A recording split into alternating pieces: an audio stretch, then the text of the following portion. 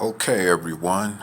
Um, well, as I always begin with my commentaries in these videos, I'm your soul brother Talib, as you best know from Reality Temple Ministries, aka Operation Exodus Mississippi. And I want to touch up on a subject which I will title this video as called the New Civil Rights Movement. And this new civil rights movement, of course, that I'm going to go in on is concerning police reform in this country. In the wake of the unfortunate police murder of a black man named George Floyd, which took place in Minneapolis, Minnesota. And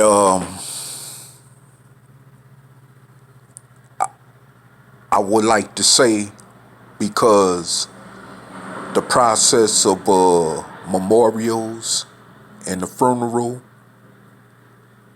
that's still yet to take place for this brother, I would like to send shout outs and condolences foremost to his family. And I must say that since 50 years ago,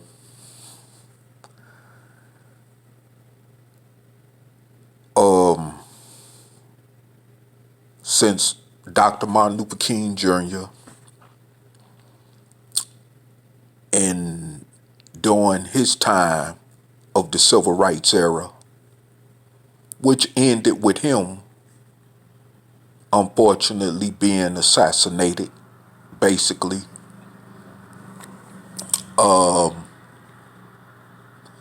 I must say that with the events along with surrounding the death of George Floyd, a new chapter with the civil rights movement has been reopened and has begun as talk around the country by politicians is intensifying with demands for police reform. And I would say which is very necessary, because it would definitely serve a purpose to stop all this killing of black and brown people in this country. But however, my critique on this situation as well is that I must say it's still far as for us as dark-skinned descendants of slaves born in this country is not enough. Because if we got a state like Mississippi behind us, we could deal with that overnight. I mean, of course, it would take legislation and laws to be put in place to protect us against this type of stuff, far as racism go with police brutality. But however, it would not take as long, and it would be more of a complete victory, because we will be protected fully by law from racial brutality in terms of, stop and frisk, uh, you know, indiscriminate mass incarceration, you know, uh,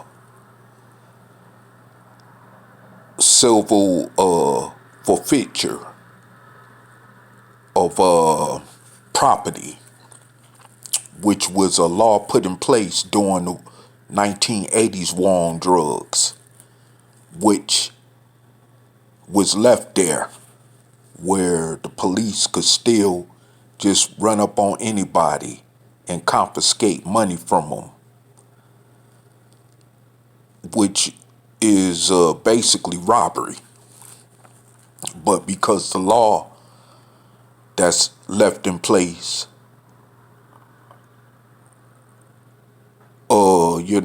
that gives them the green light that it's okay to do that, it's hard to fight against them in that manner. But see, if we could take control of a state, all that basically, like I said, would end overnight. And we wouldn't even be having this discussion or problem. But however, you know, uh, no disrespect to George Floyd and the surrounding events behind his unfortunate, untimely death. But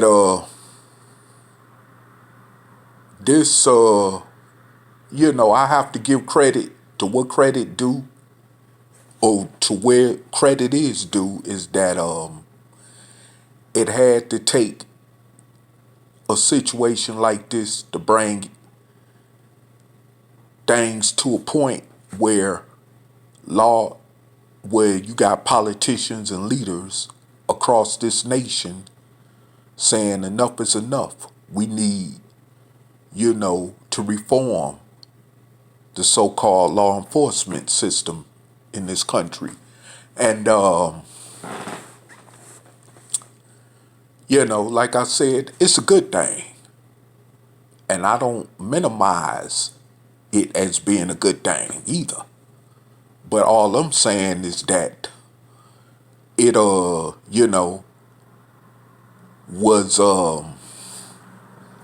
it would be more better if we came together and united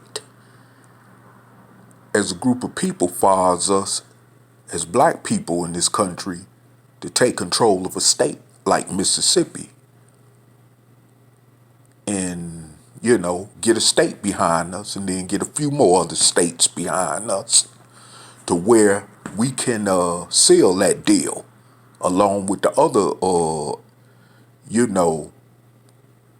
situations that plague us negatively as a people in this country. And I must also say that, you know, I'm not minimizing the ideal of this new civil rights movement. But hey, something needs to change, of course. And I am definitely, on that note, in agreement. But if we take control of a state, that could happen on a bigger, broader scale, where that would guarantee us protections, not just in terms of civil rights, but in terms of human rights, where we will be more respected as humans and not 3/5 of a human. You see what I'm saying? Which is one of the initial purposes of the Mississippi campaign. And, but like I said before, since politicians and even, former Vice President Joe Biden, who's running for president, is even speaking. And we know that he was initially a part of passing legislation to get that to help get that crime reform bill passed back in the 1990s, which has destroyed so many lives, black and brown people, particularly, in this country. And so now he's even opening up to this ideal that there is a need for, police reform in this country, and the way that policing is being, orchestrated as well as carried out. And because in order for this society to be more civil, it's going to have to be change in the way that law enforcement, when it comes especially to policing, is conducted, and where people with guns and badges just can't go around, with impunitive and just do anything they want to do and just get away with it because they can, because they got a license to carry a gun to kill, and this has got to stop. And like I said, under Obama, when Michael Brown and people like Eric Garner and even that young sister in my hometown of Detroit, Ayana Jones, was murdered by the police, that should have,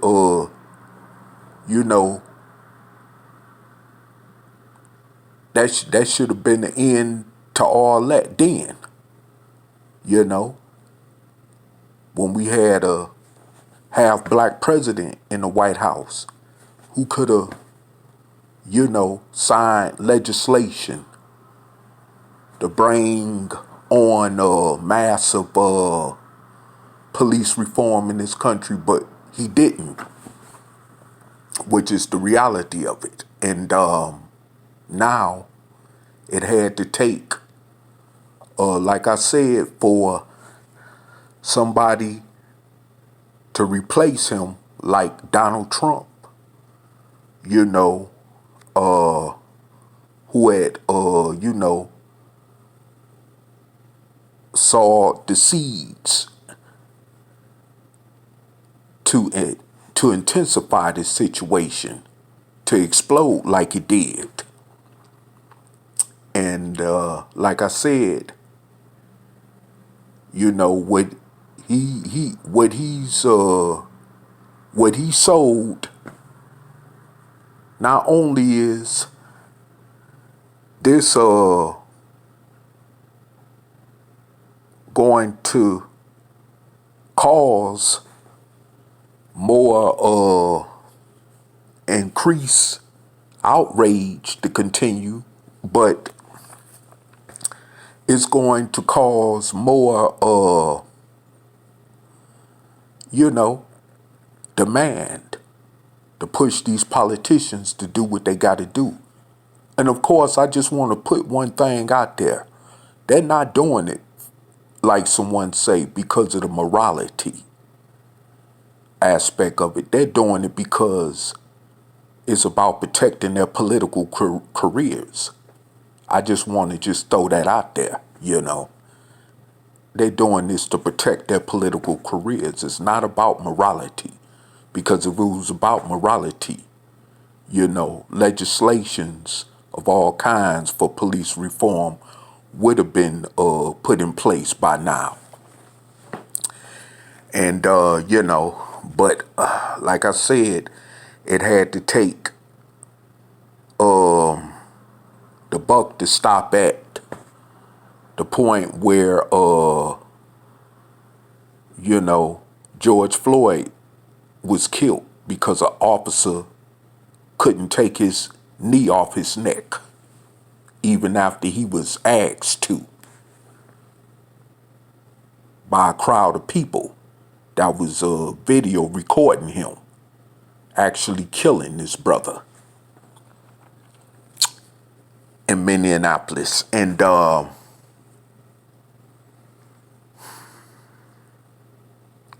must say, from even my own little personal experiences at different periods of times in my life when it came to the police, as being a black man myself here in America, I must say that it it really, shouldn't have had to take it to get to this point. It should have been something done a long time ago. Even after the first civil rights movement that caused legislation to be put in place that was supposed to protect, the rights or safeguard the rights of black people in this nation, which, of course, we know hasn't been a complete fulfillment, because we still got this going on with the thing as far as racial police brutality.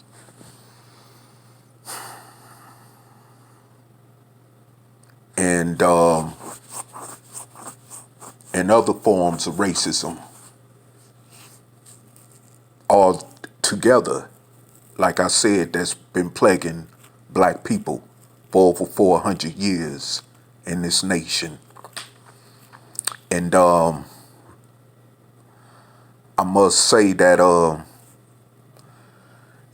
because of this situation, I must also point out that,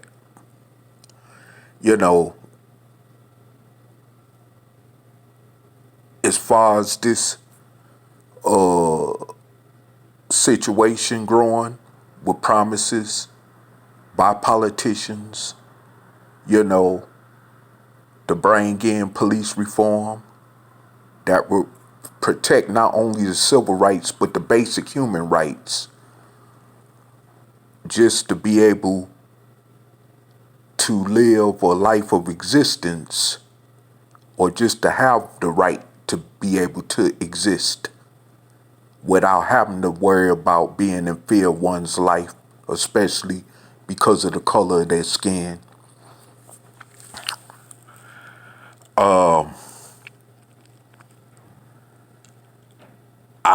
I have to say is, being pushed right now, even through action, starting with the city of Minneapolis, Minnesota, who just, voted to dismantle the entire Minneapolis Police Department. And I would have to say, on their behalf, which is a good start, and I'm only saying which is a good start, is that the Minneapolis public school system and the Minneapolis City Public Parks have also disassociated themselves completely from the Minneapolis Police Department in the wake of the violent death of George Floyd by the Minneapolis City Police Department. And that's a good sign, because now that's going to help break the monotony of the school to prison pipeline. And I'm very familiar with that as well, because I remember I was arrested in the last official public school that I attended in New York City years ago back in the 80s. And I wasn't even a student at the time, at that point, when I was falsely arrested, you know. And although, I was considered trespassing or whatever, but,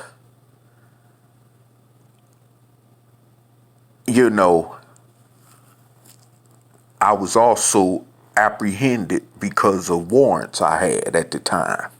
And they arrested me right there in the school I once attended, although I dropped out as well from that school. But they arrested me. And they arrested, I'm sure, a number of other students, whether they were current students at the time or whether they were former students like myself during that time. And this has continued throughout the United States for decades and has intensified to the point where students have been jumped on and physically brutalized by police in a place where they supposed to feel safe and sound while they're trying to get an education. But yet, this has caused a stressful situation to where even we wonder why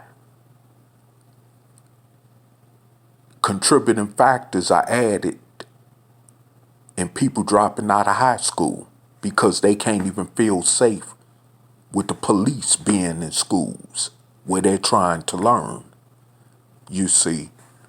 And of course, this is in mostly predominant minority areas across the country. And it was designed that way, because they don't want, of course, black and brown people to excel in education, which is an important part of society, and which is an important part of, society functioning, of course. So to keep black people further dumbed down, they had to put the police in place to patrol our public schools across this country. And this is what you get.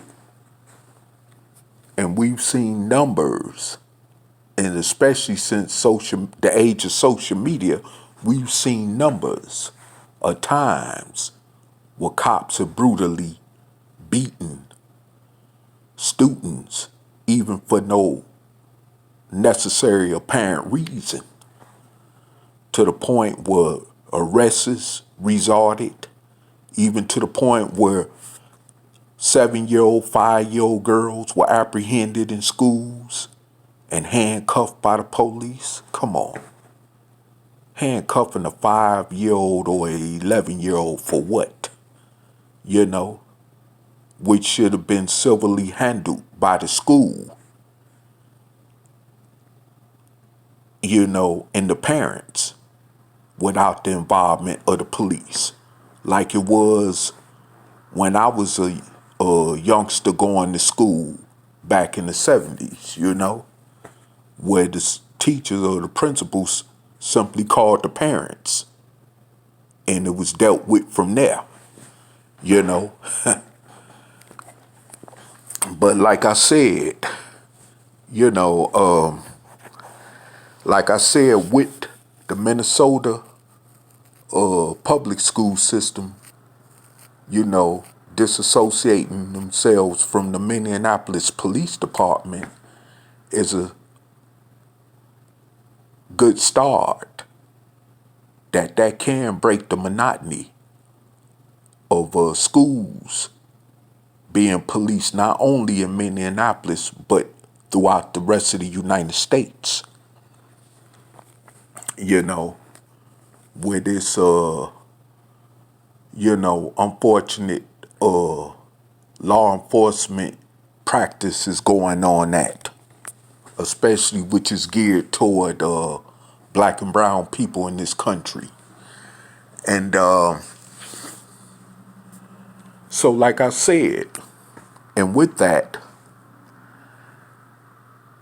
and with these, talks of police reform, this is, from what I understand, is going to be addressed accordingly to the situation that's involving, excessive police force upon people, you know, especially black and brown people in this country. And I must also say that it's going to, continue on. It's going to have to end, rather to say, you know, it's going to have to end, and it's going to have to, because it's destroying the generation. And at this point, it seems like it stops at this generation, like me and somebody have been talking about for the past couple of days. It stops with this generation. They're demonstrating that they're tired, and that it ends at this point. And, I salute our younger people, that are, making this point clearly known, you know, even with the fact that they're willing to get out there in the streets and even risk their lives for this cause, you know. So I have to, give credit to what credit is due in that manner. And I'm not saying that I totally agree with the method that they're using, but it's a start. It's definitely a start. And once again, I give credit to where it's due in that manner. And, but, however,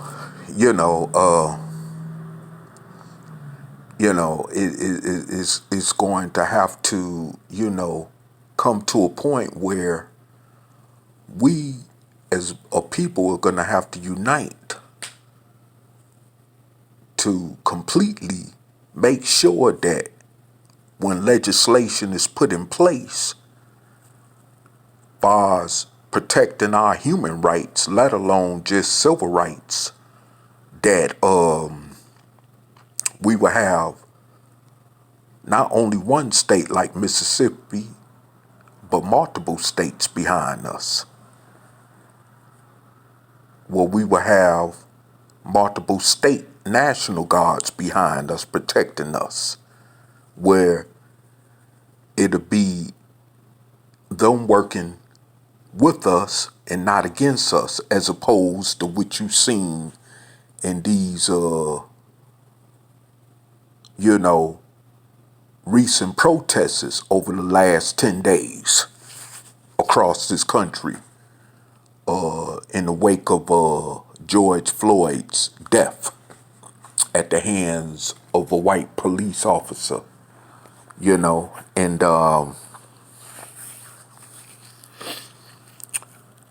I have to say that,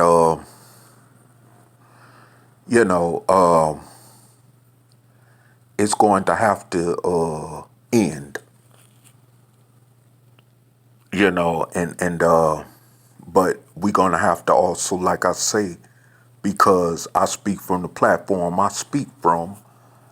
So anyway, I'm going to push that ideal far as the agenda is concerned with Operation Exodus Mississippi, for us, to get together and eventually take control of a state like Mississippi, and starting with Mississippi, so that we can fully secure that protection, not only against racial police brutality, but against all kinds of racism. I mean, we should definitely have gotten to this point after nearly being, in this slave-like condition for almost 500 years in this country. And I must also say that we are at the point now, like I said, and with the rebellion spirit of this younger generation, I must say that,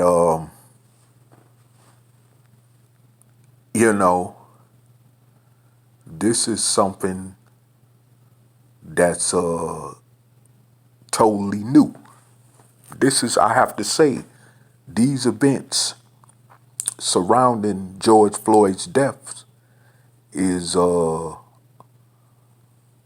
new opening chapter far as the struggle liberation for people of soul in this country. And that's why I give it its proper credit by calling it the new civil rights movement. And of course, not that I, completely agree with it in the manner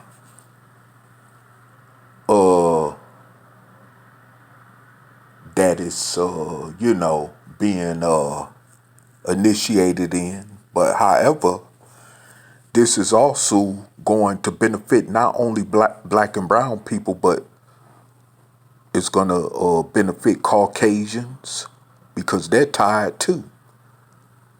And in the midst of all this going on, it's a growing movement now, far as small town America being concerned, where you have vast, big numbers of white Caucasians protesting against this insanity of police brutality,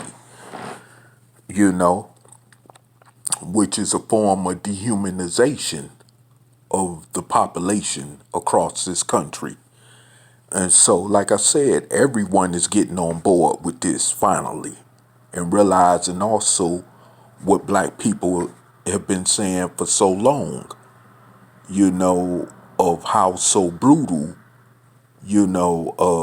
these thugs are, called the police, and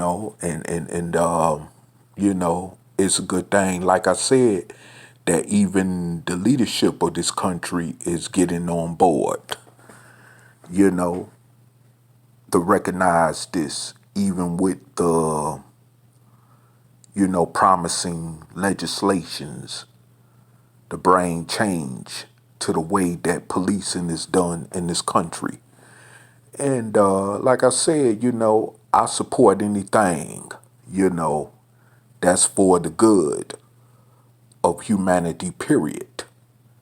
When it comes to, human rights, justice, well as civil rights, justice, but foremost civil rights, because the United States has always been a nation that has been very poor in its record when it comes to, protecting human rights foremost before anything else. Why they criticize other countries,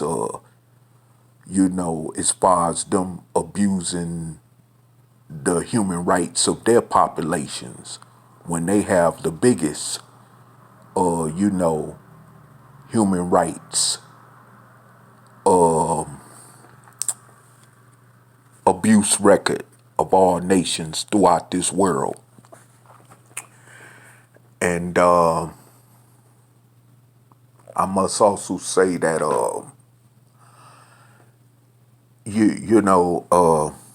I'm glad at least to know that it's gotten to the point now that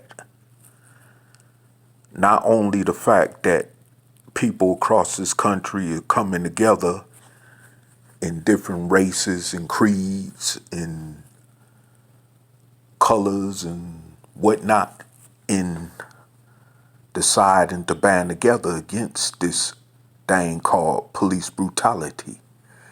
And when you got a whole population, far as a country, against the police like this, that's not good for the police itself. I must say that, as someone reiterated to me as well. But that's not good. That's not a good thing for the police.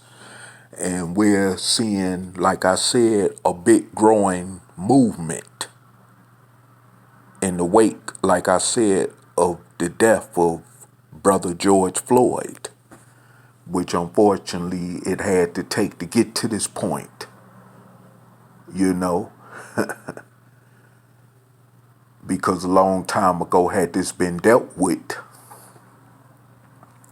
you know, which began back 50 years ago under Richard Nixon, you know, with his war on crime policy and war on drugs policy, like with what took place in the Reagan and Bush administration, and then with the so-called crime reform bill under the Bill Clinton administration. I mean, you know, we see where this is, what point this has gotten this country to.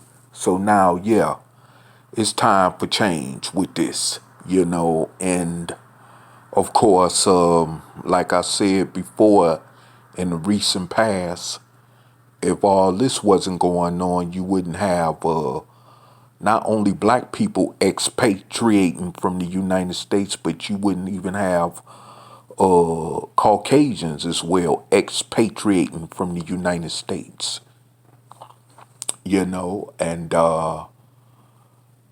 you wouldn't have, you know, all these other different issues going on, you know, as far as the disgust and the distrust of the leadership of this country, you know. So now, like I said before, we are at a point that we have a growing new civil rights movement. And now, with the situation unfolding, which police reform is about to take place in Minnesota, now you have other U.S. cities across the country, like Los Angeles, talking about defunding its police department, and also New York City defunding its police department. And so this is going to ricochet.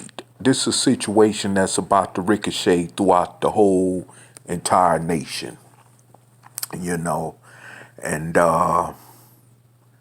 which is going to even lead to other reforms, like with how, you know, prosecutions is being handled in court systems throughout this country, especially when it comes to indiscriminately toward black and brown people, how cases is being prosecuted where, you know, you have black and brown people being over sentenced for crimes, for the same crimes that white people are usually getting slaps on the wrist for, you know, and stuff like that, you know. And so and which has been going on for a long time.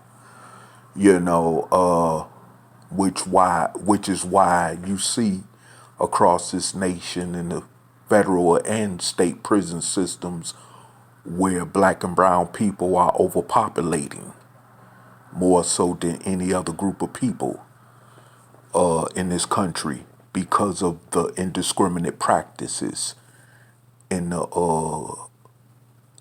court criminal justice system of this country.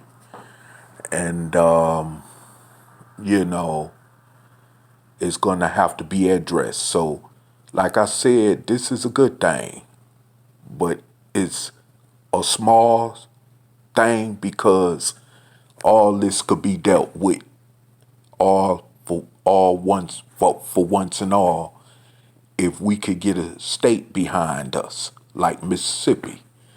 But you know, it's a good start. And I must say that you know, we must you know, get behind those even in this movement. And if it's anything where our platform could offer our support, you know, far as the Reality Temple Ministry, aka Operation Exodus Mississippi platform, you know, far as helping this new chapter of the civil rights movement, you know, when it comes to, you know, police reform change in this country, which will be geared toward protecting the rights of the minority population in this country, which is vastly dark-skinned descendants of slaves born in America and other darker skinned peoples, you know, that's more so affected by, you know, indiscriminate policing in this country. I must say that I will be willing to offer whatever support is necessary, or the platform will be able to offer support. I'm sure, you know, that's needed necessarily. So, you know, like I said, and even if it's just, you know, whatever we could just offer from, you know, our platform all together, you know, and being able to network and connect with those that's a part of that, you know, new civil rights movement, whether it be those who were involved with the Black Lives Matter organization and other organizations that is forming this civil rights movement in the wake of these, you know, unfortunate police killings of black people across this country. You know, like I said, I'm sure we from this platform of Reality Temple Ministries, aka Operation Exodus Mississippi, is open to offering whatever support that we can, you know, offer. And we're open, the door is open. So I challenge you to embrace us, you know. And if it's necessary and feasible, I will get with others on this platform, you know, to where we could come together in helping with supporting, you know, what's going on with the new civil rights movement, you know, if it's necessary, I must say. And like I said before, you know, in my closing of this commentary, I must say that, man, I watched this Caucasian, this 75-year-old Caucasian, get pushed down by these these two police officers in Buffalo, New York, who was, fired immediately right after. They pushed the man to the ground. I mean, I'm talking about this old 75-year-old elderly man who posed no threat whatsoever. And they just pushed him to the ground while blood immediately started coming out of his ear. And now he's in the hospital, from my understanding, in stable condition. And I must say, hopefully, he recovers and make it through this. We talking about a 75-year-old man, and he's a long-time activist from my understanding. And, but it was unfortunate what happened to him, but it just shows that other people of different races and cultures, in that case, is being affected by this. And this wasn't even a black man this happened to. And when the police, use